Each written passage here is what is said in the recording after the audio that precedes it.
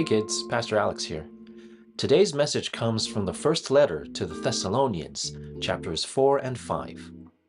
Over the past few months, we finished the book of Acts, which told the story of the early church and how they witnessed to Jesus in Jerusalem, Judea, Samaria, to the ends of the earth. During Paul's second missionary journey, he stopped in a city in Macedonia called Thessalonica. He and Silas were only there for a short time, maybe a month or two, before they were chased out of town by the Jews who were jealous of them. Even so, in that short time, Paul was able to start a church made up of some Jews who believed, as well as many Greeks who feared God.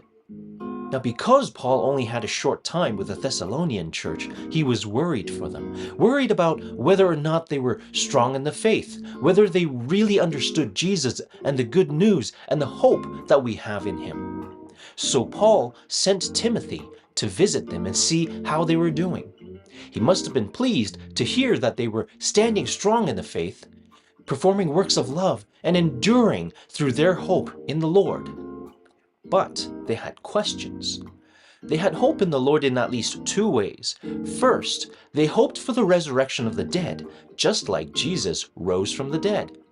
Second, they hoped for the return of Jesus, the risen Lord and the coming King, in victory. But still, the Thessalonians were unclear on the details. For example, what might happen if they died before Jesus returned? Or when exactly will he return? So Paul used some images and metaphors to describe to the Thessalonians when and how Jesus will return. Now, these images and metaphors made sense to ancient ears, grown-up ears. But ideas of thieves in the night and pregnant women might not be so familiar to you, so let me try something different. Kids, have you ever had a pop quiz? Back when I was in school, our teachers used to give us pop quizzes. Do they still have those in school? A pop quiz is a quiz or a short test that a teacher gives you on the spot without warning ahead of time. But usually, our teachers would give us some notice ahead of time, like telling us, okay class, we're going to have a pop quiz sometime next week, so make sure you study. And then on the following week, it might be Monday, it might be Tuesday, or it might be Thursday, but one of the days we would come into class, sit down at our desk, and the teacher would announce, okay, today is the pop quiz. Hopefully everyone in class had studied for it, but those who didn't probably won't do very well on the test and won't get very good marks on it. So even as students, we like to have firm dates for our tests or deadlines for our homework. It lets us plan and prepare. That's probably why the Thessalonians were asking Paul about the time and date so that they could be prepared. It turns out that Jesus' coming will be like a pop quiz. Now, he didn't say if it will be next week or next month or even next year. But he says he will come back one day.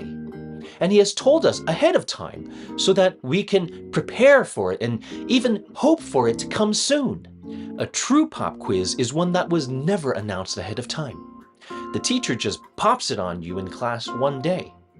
The whole class is taken by surprise and nobody had time to study. Nobody knew it was coming, except maybe the teacher. Those are the mean teachers that we don't like.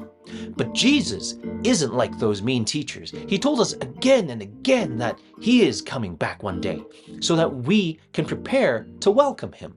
Paul tells us about two kinds of people, those living in the dark and those living in the light. Jesus will come again suddenly, and it will be sudden for those in the dark as well as those in the light. But for those in the dark, it will come as a surprise. They won't be expecting it, and they won't know what is happening when it comes. Just like students who don't pay attention in class and don't listen to the teacher. When one day we come to class and the teacher announces today is pop quiz day, they will be caught by surprise. They will be begging for mercy. But we are not like them. We are not in the dark. We are in the light. We know what's going to happen, even if we don't know when. We know what is happening now. We know the meaning of history. If we were paying attention and listening to the teacher, then we would know to prepare. But maybe the worst kind of students, the most foolish kind, are the ones who know a pop quiz is coming and still don't prepare for it.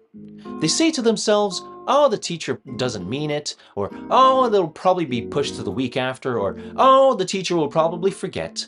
And then pop quiz day comes and they're caught by surprise too. Kids, don't be those foolish students. The lesson we need to learn from this is that since we know Jesus can return at any time, we have to be ready at all times. So how can we be ready for Jesus?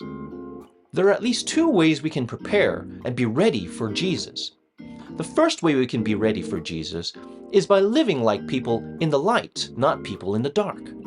If you knew there was a pop quiz coming up in the next week, would you spend all your time playing video games or going out with friends? You'd at least spend some time studying, right?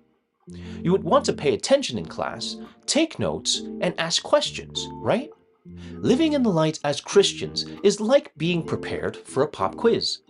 You know what's coming, so you live according to that knowledge.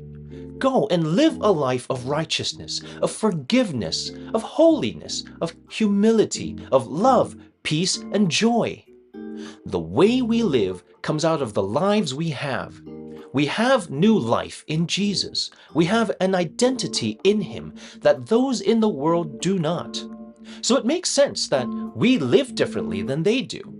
We should be different than them in some ways, just like good students are different from bad students in some ways. A second way we can be prepared for Jesus is by inviting people into the light.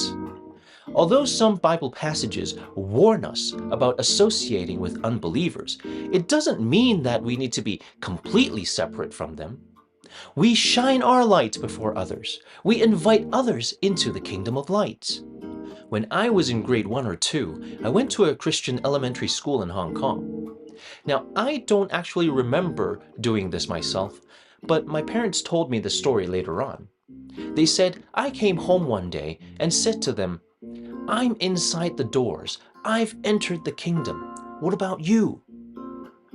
They probably didn't really know what I was talking about at the time, but they kept my words in their hearts.